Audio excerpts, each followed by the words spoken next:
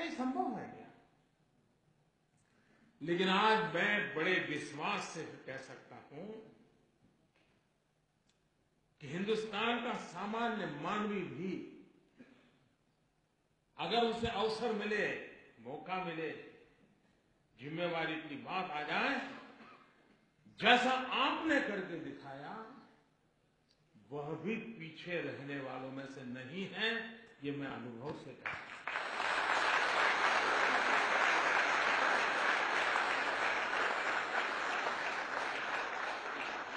अभी का मेरा ताजा अनुभव है।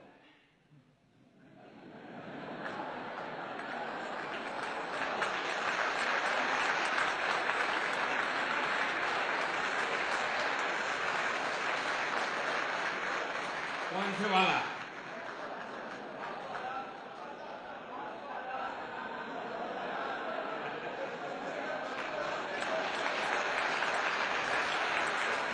आपको भी पता है कि अचानक 8 तारीख को रात को 8 बजे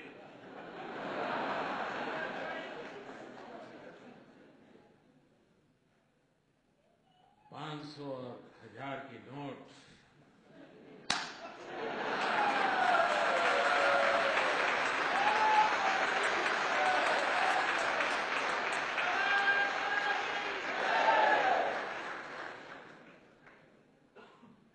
मैं 125 करोड़ देशवासियों को नमन करता हूं, सलाम करता हूं।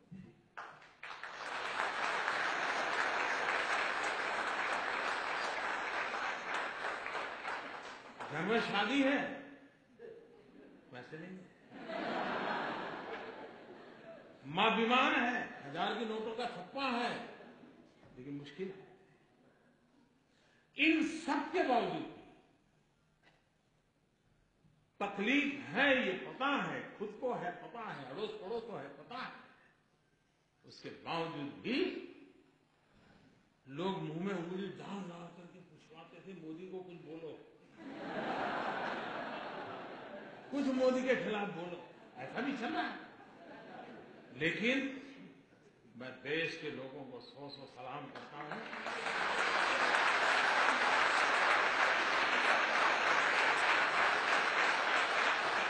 कोई 4 घंटे लाइन में खड़ा रहा, कोई 6 घंटे खड़ा रहा,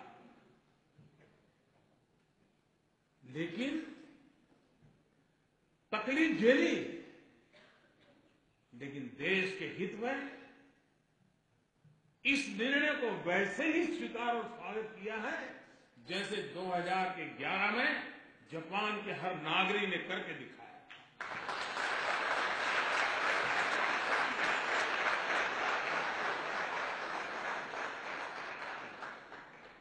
कुछ स्थान पर तो लोग 5-5 घंटे खड़े थे और अचानक एटीएम काम करना बंद कर दिया,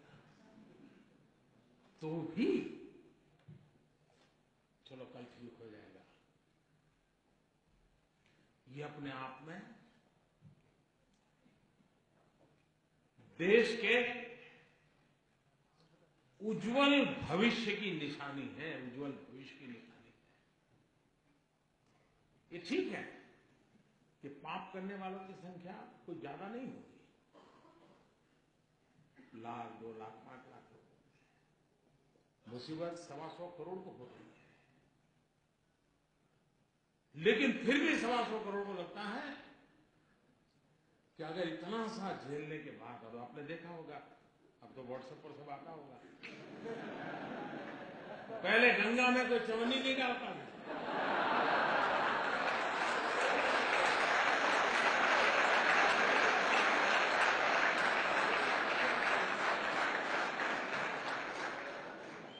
नोटें बह रही है गंगा।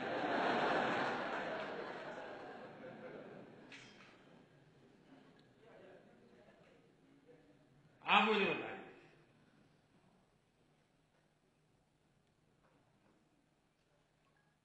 चोरी का माल निकलना चाहिए नहीं निकलना चाहिए?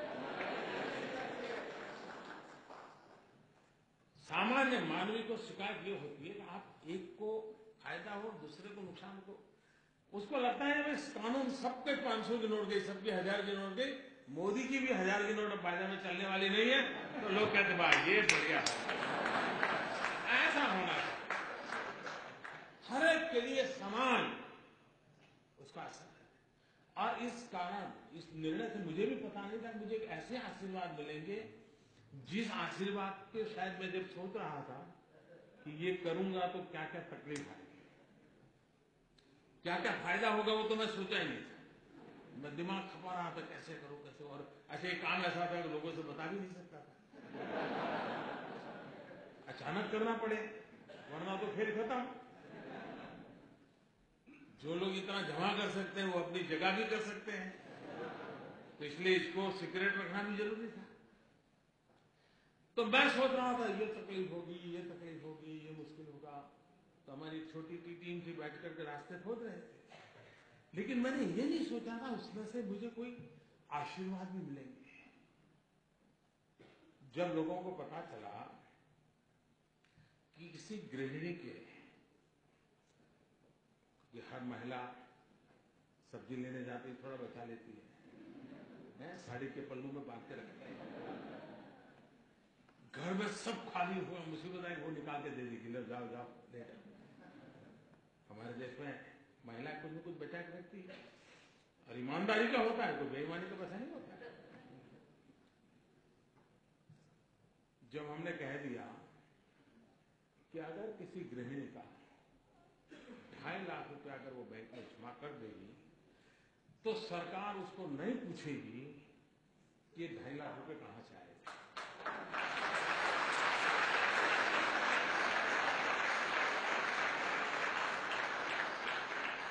उसका परिणाम क्या हुआ मालूम है?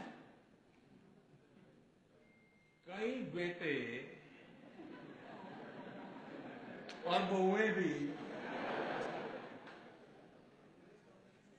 जो वृद्धाश्रम में मां को रख के आए थे, उन्होंने 2.5 लाख रुपए जमा करा दिया मां के खाते में।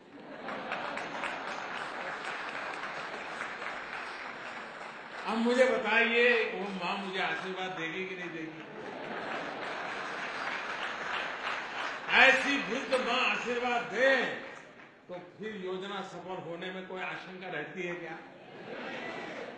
भाइयों बहनों, ये बहुत बड़ा स्वच्छता का अभियान है। ये किसी को परेशान करने के लिए नहीं है। तकलीफ हुई है, तकलीफ तो मुझे भी अंदाज, मैंने पहले दिन भी कहा, जब 8 तारीख को मैंने राष्ट्र के नाम संबोधन किया तब भी कहा, कितना बड़ा देश है, 50 दिन दिए, जल्दबाजी करने की जरूरत नहीं, 50 दिन दिए हैं, जाकर के अपने जो ईमानदारी के हक के पैसे हैं वो जमा कराएं, बदले में उनको खाते में पैसे आ जाएंगे। लेकिन मैं इस बात को स्पष्ट मानता हूं, बिना हिसाब का अगर कुछ आया हाथ तो उसका देश आजाद हुआ तब से आज तक का हिसाब चेक करने वाला।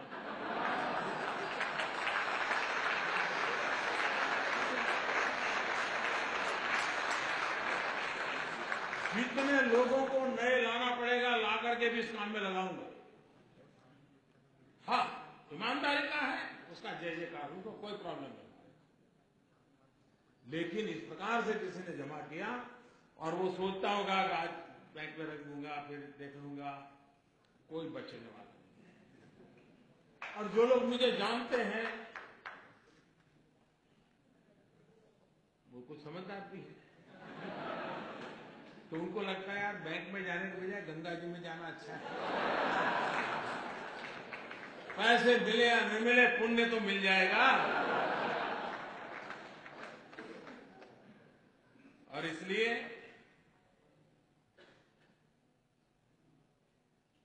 देश को मैं फिर एक बार,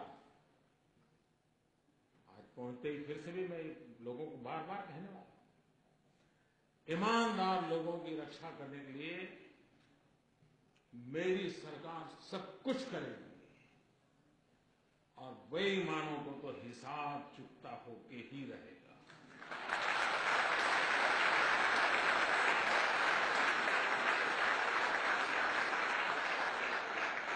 अच्छा, ऐसा नहीं हमने रातों रात किया, हमने पहले एक स्कीम निकाली, कि भाई आप इतना दंड लेकर के जितना दे सकते हो दे दीजिए।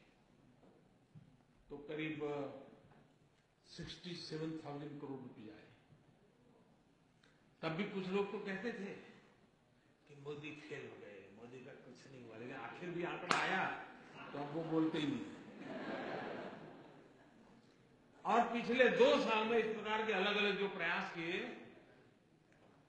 करीब करीब 1.25 लाख करोड़ रुपया वापस आया। 1.25 लाख करोड़ रुपया।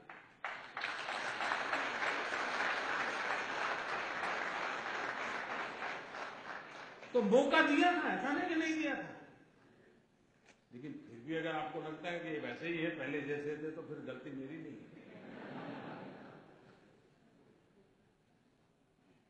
और इसलिए और जो लोग अब 30 दिसंबर तक उनके पास समय है, और 30 दिसंबर तक कोई तकलीफ के बिना सारा कारोबार, हाँ जल्दबाजी करेंगे तो थोड़ी तकलीफ हो सकती है।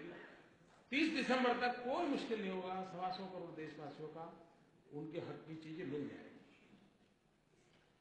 लेकिन कुछ लोग सोचते होंगे कि 30 दिसंबर के बाद, तो मैं आज फिर से यहां ऐलान करना चाहूंगा कि ये स्कीम पूरी होने के बाद दूसरा कुछ आपको ठिकाने लगाने के लिए नहीं आएगा, इसकी गारंटी नहीं है।